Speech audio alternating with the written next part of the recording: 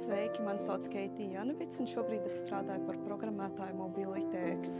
Pirms 2 gadiem, kad pabeidzu augstskolu, es nonācu tādā periodā, kur man īsti nebija skaidrības, ko darīt ar savu dzīvi. Jo es, kā daudz studenti, izvēlējos varbūt ne pašu darba tirgu pieprasītāko sfēru. Un tad, kad es pabeidzu augstskolu, strādāju par pārdevēju konsultanti. Bet es, protams, sapratu, ka visu mūžu es šo darbu nevēlētos veikt, tāpēc es sāku apsvērt kaut kādas iespējas, ko darīt tālāk.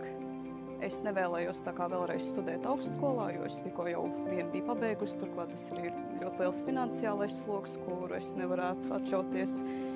Un tā vienu dienu es uzdūros internetā, Facebookā konkrēti uz LO piedāvātajiem kursiem programmēšanā. Tajā brīdī es tieši meklēju programmēšanas kursus, jo programmēšana ir ļoti pieprasīta šobrīd. Man nebija pilnīgi nekāda priekšzināšanas šajā nozarē, un man vienmēr likās, ka man programmēšana arī nepatiks.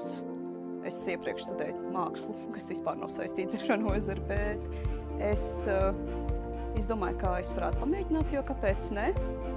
Pieteicos kursos, mani pieņēma.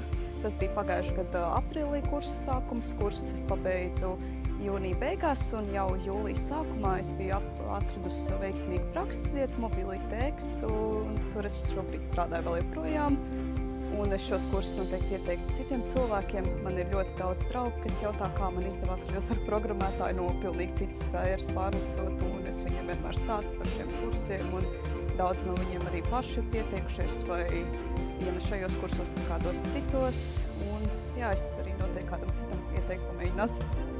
Paldies! Latvijas Universitātes vadības un uzņēmējdarbības mācību centrs. Tavs izaugsmes iedvesmotājs.